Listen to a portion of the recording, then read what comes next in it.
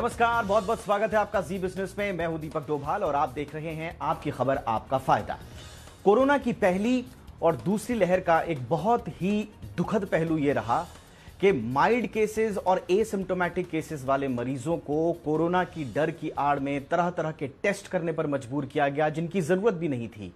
CT scan, D dimer, IL-6 जैसे test सिर्फ इसलिए कर दिए गए क्योंकि कुछ लैब्स और कुछ डॉक्टर्स को अपनी जेबें गर्म करनी थी। लेकिन 2020 और 21 की क्या यह गलती दोबारा 2022 में भी दोहराई जा रही है? यह सवाल हम नहीं पूछ रहे हैं, देश के जाने माने 35 डॉक्टर्स के एक ग्रुप की यह चिंता है और इस चिंता को प्रधानमंत्री नरेंद्र मोदी को एक खुला खत लिखकर अवगत कराया गया है उनकी ओर से, और साथ ही साथ राज्यों के लिए भी ओपन लेटर लिखा गया है। तो क्या वाकई में ये जो ताजा सर्ज हुई है कोविड की, क्या वापस एक बार फिर से एसिम्प्टोमेटिक और माइल्ड जो मरीज हैं उनको कोरोना का डर दिखाकर एक बार फिर से अनाप शनाप टेस्ट किया जा रहा है? और अगर किया जा रहा है तो यह कितना घातक है, कितना अनएथिकल है, इस पर लगाम कैसे लगे? बहुत महत्वपूर्ण मुद्दे पर आज हम चर्चा करेंगे तीन बेहद खास मेहमानों के साथ। पहले यह रिपोर्ट देखिए, लौट रहे हैं तीन मेहमानों के साथ।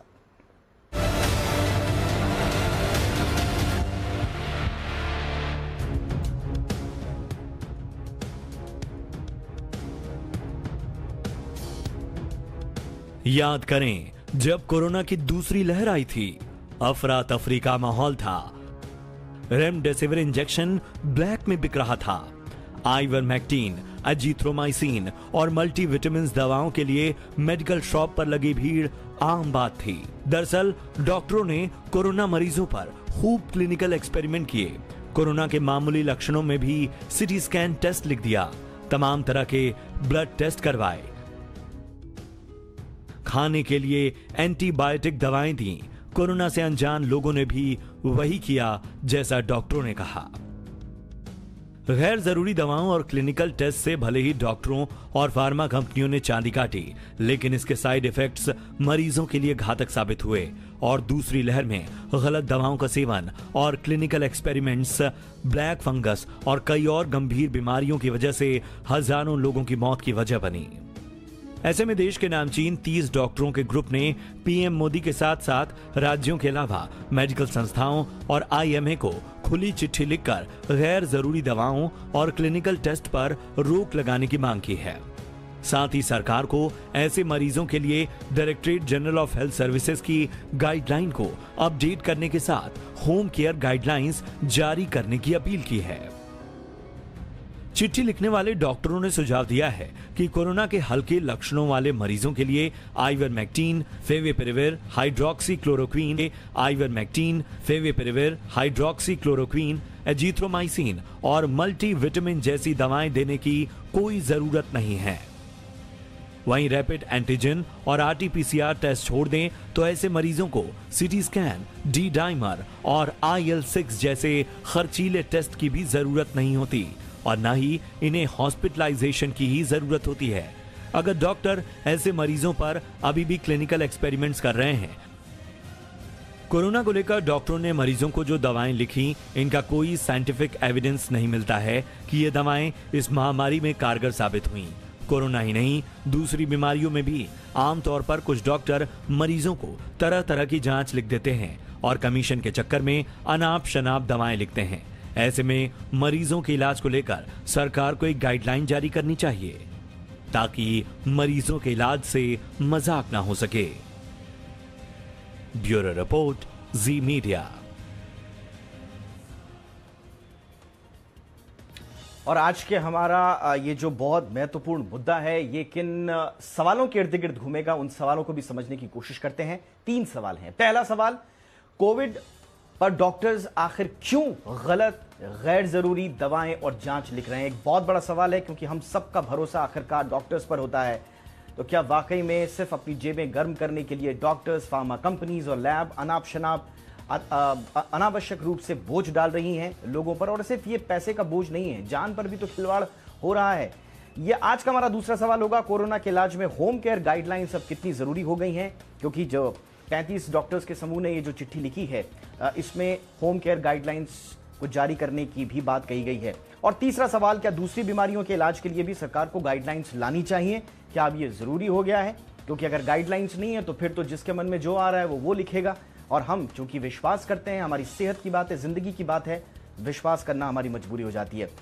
आज के इस शो पर हमारे साथ 3 बेहद खास मेहमान जुड़ चुके हैं, उनका परिचय अब करवा देते हैं आपसे। हमारे साथ हैं डॉक्टर जयेश लेले, महासचिव हैं इंडियन मेडिकल एसोसिएशन के। डॉक्टर लेले, बहुत बहुत स्वागत है आपका हमारे शो पर। और हमारे साथ हैं 2 खास मेहमान जिन्होंने ये चिट्ठी लिखी है, उस ग्रुप का हिस्सा। यशोदा हॉस्पिटल से डॉक्टर R.K. मणि साहब हैं। डॉक्टर मणि, गुड इवनिंग, बहुत बहुत स्वागत है। और हमारे साथ हैं डॉक्टर सोनिया दलाल, पल्मोलॉजिस्ट हैं। डॉक्टर दलाल, आपका भी बहुत बहुत स्वागत है। और जैसा कि हमने बताया कि डॉक्टर मणि और डॉक्टर सोनिया उन डॉक्टर्स में शामिल हैं जिन्होंने प्रधानमंत्री और राज्यों को ये खुली चिट्ठी लिखी है। मैं डॉक्टर मणि आपसे ही चर्चा की शुरुआत करना चाहूंगा। सर, ऐसा आपको क्या लगा, आप लोगों के क्या ऑब्जर्वेशन थे कि आपने एविडेंस बेस्ड रिस्पॉन्स की अब बात कही है? आप कह रहे हैं कि अनवारंटेड मेडिसिन, इरैशनल प्रैक्टिसेस हुई हैं। आपको ऐसा क्यों लगा कि कोई डॉक्टर एक मरीज के साथ ऐसा कर सकता है?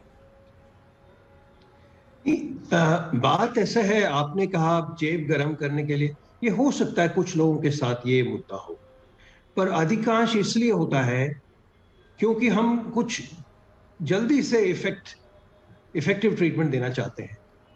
मरीज भी डिमांड करता है, सोसाइटी भी डिमांड करता है, वो भी एक प्रेशर होता है। और एक और प्रॉब्लम है, जब इतना बड़ा पैंडेमिक सर पे होता है, हमारे पास enough robust evidence based methods नहीं होते, मेडिसिन या कोई टेक्निक नहीं होती जिससे हमें एक प्रमाण पूर्वक हमें मालूम है कि इससे फायदा होगा। तो ऐसे माहौल में हम लोग जो हाफ एविडेंस जो है या पॉसिबल बेनिफिट है उसको अपनाते हैं और थोड़ा ओवरडू करते हैं, समझते हैं ना?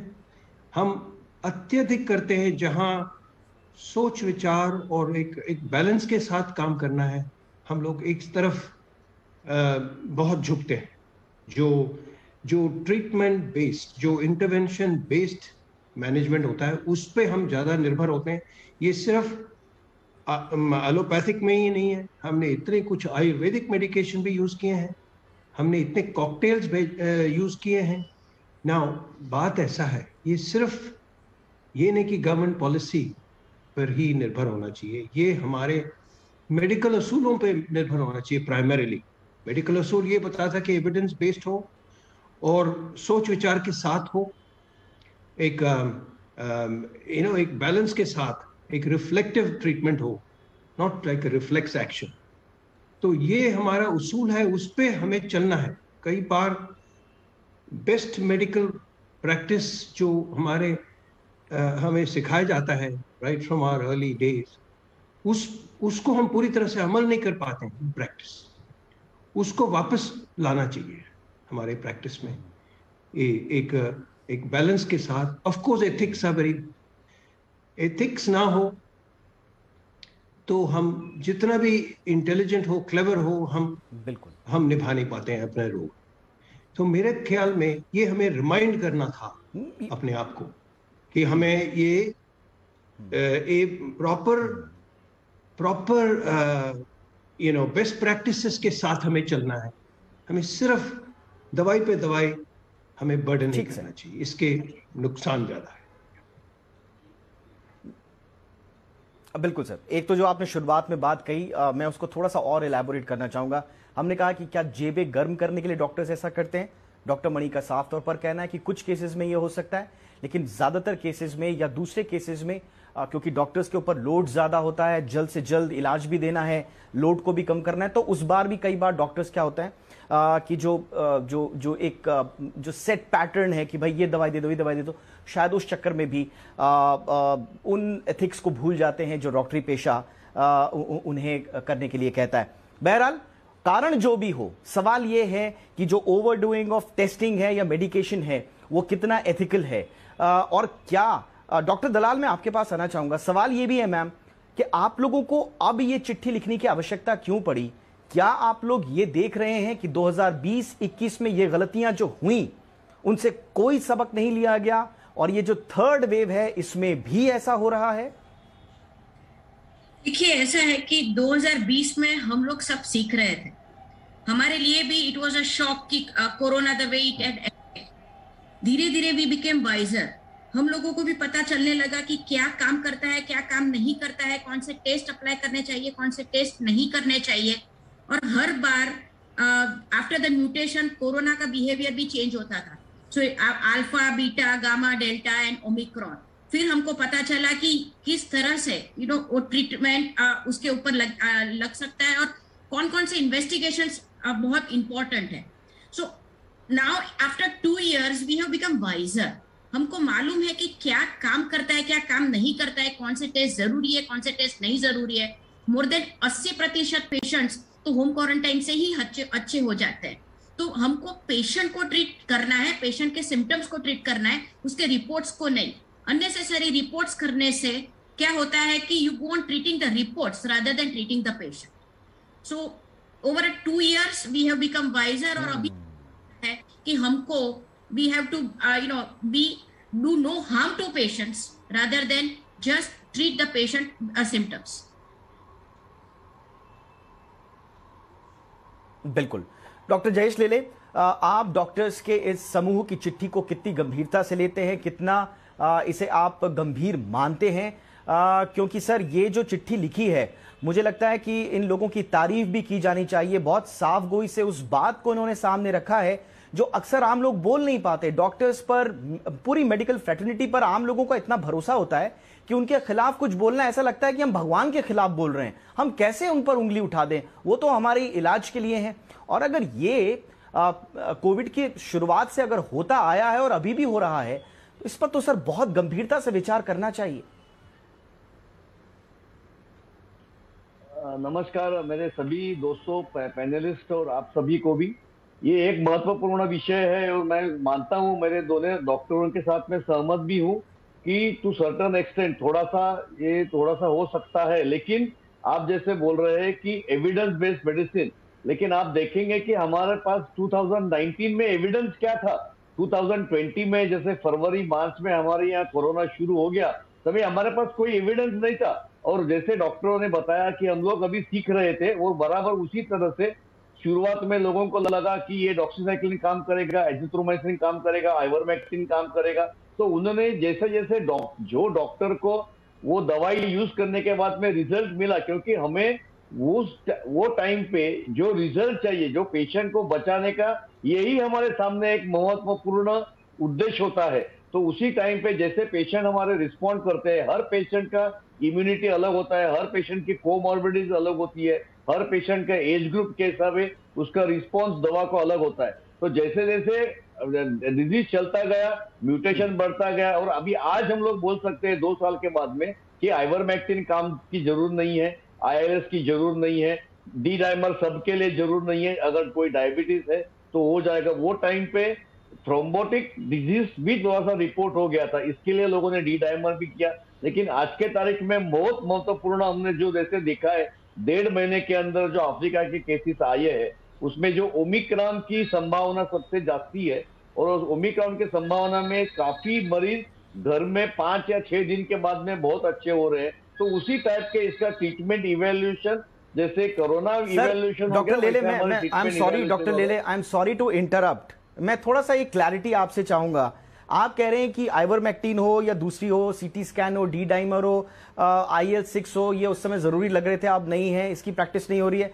लेकिन सर सिर्फ नाम बदल रहे ना। आइवरमेक्टिन भले ही अब नहीं दी जा रही हो, लेकिन उसकी जगह मोलनुपिरावर है, बहुत सारी दवाइयां हैं जिनको लेकर एक बार कुछ अफवाह उठती है, फिर उसकी स्टॉकिंग हो जाती है, फिर जब उसकी कमी हो जाती है, वो ब्लैक में बिकने लगती है, उसके बाद फिर गाइडलाइंस आती है कि नहीं ये भी जरूरी नहीं है, इसको इलाज से बाहर करो। तो सिर्फ नाम बदल जाते हैं सर, सीख स्थिति वही है कि दूसरी कोई दवाई आ जाती है, नाम वही होते हैं, प्रैक्टिसेस चेंज नहीं हो रही हैं सर। इसी के लिए ICMR और WHO गाइडलाइंस हमें पहले दिन से फॉलो करनी चाहिए। और आज जैसे आपने बोला कि मोविपिराविर लोगों ने थोड़ा टाइम में यूज किया, लेकिन आज के तारीख में मोविपिराविर इतना पॉपुलर ड्रग नहीं है, और वो टाइम पे आइवरमेक्टिन सब लोग यूज नहीं कर रहे थे। और जैसे मैंने बोला कि अगर आप होम आइसोलेशन के बारे में अगर ICMR अच्छी तरह से बताती है और डिजीज का पैटर्न अगर अब बदली हो रहा है, तो वो डॉक्टर वो फॉलो करेंगे, बिल्कुल फॉलो करेंगे। क्योंकि आज हमारे पास दूसरी वेव में जो बेड्स की कमतरता थी, ऑक्सीजन की कमतरता थी, आज हमें इतना केसेस होने के बावजूद हमारे पास ऑलमोस्ट 75% बेड्स उपलब्ध है। मतलब उतने पेशेंट हॉस्पिटल में जाने की जरूरत नहीं दिख रही है, और जैसे जरूर नहीं है तो पेशेंट को घर में ट्रीटमेंट देना जरूरी है। अच्छे हो रहे तो हमें बहुत ही उसमें अंदर अच्छा भावना हमारे प्रतीत हो रही है, तो डॉक्टर वो फॉलो करेंगे, कोई उसमें संदेह मुझे नहीं लग रहा है। ठीक है सर, बट ठीक है, डॉक्टर्स की जो चिट्ठी है, डॉक्टर मणि, मैं फटाफट ब्रेक पे जाने से पहले क्विक रिएक्शन आपका चाहूंगा। आप लोग कह रहे हैं कि जून 2021 की जो गाइडलाइंस थी डीजीएचएस की, उनको भी अब अपडेट करने की आवश्यकता है। क्या आपको लग रहा है कि उन गाइडलाइंस में वो सही से उनका पालन नहीं हो रहा है, या वो अपडेटेड नहीं है? क्या हो गया है, जब कोई पॉसिबल दवाई आती है तो उसको अपनाते हैं बड़ी जल्दी से, पर जब एविडेंस एक्यूमुलेट होता है कि ये फायदा नहीं कर रहा, हम जल्दी से उसको छोड़ते नहीं है, उसको पकड़ के रखते हैं, जरूरत से ज्यादा पकड़ के रखते हैं। ये हुआ है, ये आइवरमेक्टिन के साथ बहुत हुआ है, एंटीबायोटिक्स के साथ बहुत हुआ है, स्टेरॉइड्स के साथ बहुत हुआ है। सो वो वाली गलती हम ये तीसरी बार हमें नहीं करनी चाहिए। इस दौरे में हमें समझदारी से काम लेना चाहिए। एक कैंपेन है दुनिया में, ट्रीटिंग वाइजली करके। वाइजली का मतलब ये है कि मतलब ये सिर्फ एक रिएक्टिव नहीं होना चाहिए हमारा ट्रीटमेंट प्लान। जैसे कोई नई दवाई आ गई, तुरंत उसको अपना लिया, उसको विदाउट कंट्रोल यूज किया, ये नहीं होना चाहिए। हमें तो वो सबसेट्स को एनालाइज करना है जिसमें मैक्सिमम फायदा होता है, और जिसमें नहीं होता है फायदा उसमें नहीं यूज करना चाहिए। सो ये जो मंथन जो पहले होनी है before we actually write a prescription. Doctor Dalal, मैं आपके पास आना चाहूंगा। मैम, मैम अब हाइड्रोक्सीक्लोरोक्विन या फेरापिराविर या आइवरमेक्टिन का तो मुझे इतना ज्ञात नहीं है, लेकिन मैं देख रहा हूं कि एजिथ्रोमाइसिन तो आज भी दी जा रही है। कोविड के माइल्ड सिम्टम्स हो, लाइट हो या नहीं हो, ऐसा लगता है कि कोविड का एकदम पूरक हो गया है, और डॉक्टर्स दे न दें, लोग इतना पॉपुलर हो गया है ये ड्रग कि लोग खुद से एजिथ्रोमाइसिन लेना शुरू कर देते हैं। तो मैम, कहीं ना कहीं लग रहा है कि रिपीट हो रही हैं वो चीजें। सवाल ये है कि मैम, आप लोगों ने चिट्ठी तो लिखी है, आप लोग कह रहे हैं कि गाइडलाइंस भी हैं, डॉक्टर लेले कह रहे हैं कि गाइडलाइंस भी हैं, तो गाइडलाइंस भी हैं, रूल्स भी हैं, रेगुलेशंस भी हैं, तो फिर लगाम आखिर जब नहीं लग पा रही है तो फिर लगाम लगेगी कैसे मैम? ये जो सब चीजें हैं ना, all the state guidelines, ICMR guidelines, everyone has to be on the same page, and there has to be, ये सभी जगह, क्योंकि सभी स्टेटों की गाइडलाइंस अलग अलग है। अभी किसी स्टेट ने मोलनुपिराविर भी गाइडलाइन में डाल दी है, किसी माइल्ड केसेस में एजिथ्रोमाइसिन डाल दी है। तो एक ओवरऑल एक ब्लैंकेट गाइडलाइन होनी चाहिए where everyone has to be on the same page, and there should be a lot of awareness campaigns and awareness talks among the general practitioners, among the people। और दूसरी एक चीज most important है कि हमको WhatsApp medicine बंद करनी चाहिए। ये बहुत इंपॉर्टेंट है कि ये जो व्हाट्सएप में जो मैसेजेस जाते हैं करने चाहिए। एजिथ्रोमाइसिन इनिशियली जो यूज हुआ था, it was used as immunomodulator, लेकिन अभी उसकी कोई जरूरत नहीं है। जिस तरह से वेरिएंट्स चेंज हो रहे हैं, जिस तरह से अभी जैसे ओमिक्रॉन आया which is a milder variant, of course it is very transmissible, but इसमें तो सिर्फ जुकाम, सरदर्द और खाली सोर थ्रोट होता है, उसमें एंटीबायोटिक की कोई जरूरत ही नहीं है, जो हमको पहले से मालूम है। एज ऑल डॉक्टर्स नो कि ये तो सिंपल सेट्रिजिन या मे बी फेक्सोफेनाडिन से ठीक हो जाएगा, 4 दिन आराम करोगे तो जुकाम ठीक हो जाएगा, तो उसमें एंटीबायोटिक की क्या जरूरत? सो ये सब चीजें has to be on page. बिल्कुल सही बात। एवरीवन, ये गाइडलाइन स्टैंडर्ड होनी चाहिए, और ये सभी जगह पे एक ही तरह की गाइडलाइंस परकोलेट होनी चाहिए। Different guideline should not be there for different people. That is what I believe. ये यस मैम, ये आपने बहुत सही बात बोली। और डॉक्टर लेले तो हमारे साथ बहुत सारे शोज में आए हैं, और डॉक्टर लेले हमसे इत्तेफाक भी नहीं रखते, कई बार तो नाराज भी हो जाते हैं जब हम बोलते हैं कि हॉस्पिटल रेगुलेटर आना चाहिए नहीं आना चाहिए। इतनी सारी अलग अलग गाइडलाइंस हैं, रेगुलेशंस एक है नहीं, सेंटर के अलग हैं, स्टेट के अलग हैं, यहाँ तक कि मेडिसिन और डॉक्टरी पेशे को लेकर जो नगरीय निकाय के स्तर पर, सिविल बॉडीज के स्तर पर अलग अलग वो हैं। तो डॉक्टर लेले, आज मैं फिर आपसे वही बोलूंगा कि क्या वाकई में अब देश में एक रूल की आवश्यकता आन पड़ी है, खासतौर से इस केस को देखने के बाद, कि चलिए ठीक है हॉस्पिटल रेगुलेटर ना हो, लेकिन कम से कम एक रूल हो जो एक समान हो, सबके लिए हो?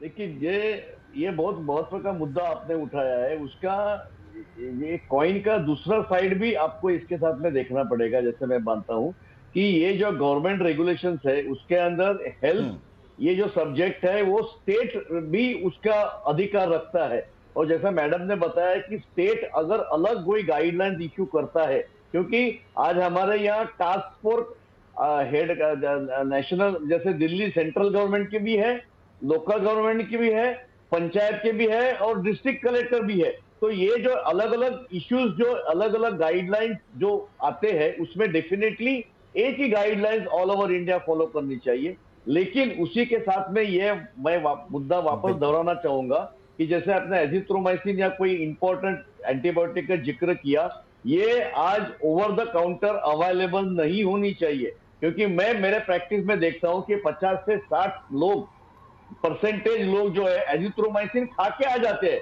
कि मुझे एजिथ्रोमाइसिन मैंने खाया है 3 दिन, अभी आप आरटीपीसीआर करो, ठीक नहीं हो रहा है। तभी मैं बोलता हूं कि एजिथ्रोमाइसिन आपको जरूर नहीं है। तो हम गवर्नमेंट की जैसे आईसीएमआर को बात कर रहे हैं, डॉक्टर को बात कर रहे हैं, हमारी ये भी गाइडलाइन होनी चाहिए कि कोई भी chemist azithromycin without doctor prescription न देवे। और ये व्हाट्सएप मेडिसिन के ऊपर आज हम लोग जो भी गाइडलाइंस आते हैं वो पूरा इंडिया में मीडिया में फैल जाता है। ये बहुत इंपॉर्टेंट काम हम लोगों ने देखना चाहिए, जो दूसरी साइड कॉइन का मैं समझता हूं। बिल्कुल सर, ये जो व्हाट्सएप मेडिकेशन, बिल्कुल सर, बहुत इंपॉर्टेंट आपने बात बोली। और हम भी अपने दर्शकों से सबसे यही बार बार गुजारिश करते हैं कि ओवर द काउंटर ड्रग्स के लिए आप मत जाइए। जब तक डॉक्टर आपको सलाह ना दे तब तक आप किसी भी तरह की दवाई ना लें। ये बहुत इंपॉर्टेंट। डॉक्टर मणि, बहुत क्विक रिएक्शन सर, 10 सेकंड में। हमने सर देखा जितने आपने चिट्ठी में जिक्र किया है, सीटी स्कैन हो चाहे बैटरीज ऑफ लैब टेस्ट आपने कहा, सब डॉक्टर ही लिख के देते हैं सर। और बड़ा दुख भी होता है कि डॉक्टरी पेशे पर यह बहुत बड़ा दाग लगता है कि डॉक्टर्स जो हैं वो फार्मा कंपनियों के साथ मिली भगत करके जानबूझकर वही दवाई लिखते हैं जिनमें उनको किसी तरह का फायदा है। अब ये बहुत बड़ा आरोप लगता है। तो अब ये एक आम ग्राहक की जिम्मेदारी है कि वो ओवर द काउंटर जो है वो शॉपिंग ना करे दवाइयों की, या फिर डॉक्टर्स की भी जिम्मेदारी है इसमें कहीं ना कहीं कि वो कम से कम एथिक्स का पालन करें? ये दोनों की है, कलेक्टिव है। ये नहीं कि हर चीज में कोई सेल्फिश इंटरेस्ट है, ये ऐसा नहीं है। एक कल्चर बना हुआ है जहां हाई डिमांड है पब्लिक के मन में और सोसाइटी में भी कि डॉक्टर हमें इफेक्टिव दवाई दें। और प्रेशर लगता है जब डॉक्टर कहता है नहीं इसके लिए दवाई नहीं है, आप निश्चिंत रहिए, आप रेस्ट कीजिए। कम लोग सेटिस्फाई होते हैं, they want more and more. सो ये कल्चर एक बना हुआ है, ये अवेयरनेस से ही इंप्रूव होगा, क्योंकि डॉक्टर्स भी इस सोसाइटी से आए हैं। We are a part of this society, belong to this society. So culture जो हमें थोड़ा सा कलेक्टिवली बदलना पड़ेगा। कलेक्टिवली इस कल्चर को बदलना पड़ेगा। इस पूरे इकोसिस्टम को सुधारने के लिए सबकी भागीदारी इसमें आवश्यक होगी। हम उम्मीद यही करते हैं सर, जो आप लोगों ने चिट्ठी लिखी है इस पर सरकार जरूर संज्ञान ले, राज्य संज्ञान ले और एक यूनानिमस एक रूल लेकर आए कि किस तरह से आम आदमी को ठगने का ये जो धंधा है या उसके साथ फर्जीवाड़ा करने का या जाने अनजाने में उसके साथ जो धोखा हो रहा है, उसकी जान पर खिलवाड़ हो रहा है, वो बंद हो। बहुत बहुत शुक्रिया डॉक्टर जयेश लेले, थैंक यू सो मच, आपने वक्त निकाला। Doctor R K Mani, thank you sir. Doctor Sonia Dalal, आपका भी बहुत बहुत शुक्रिया। इसी के साथ आपकी खबर आपका फायदा में इतना ही। इजाजत दें और देखते रहे जी बिजनेस। नमस्कार।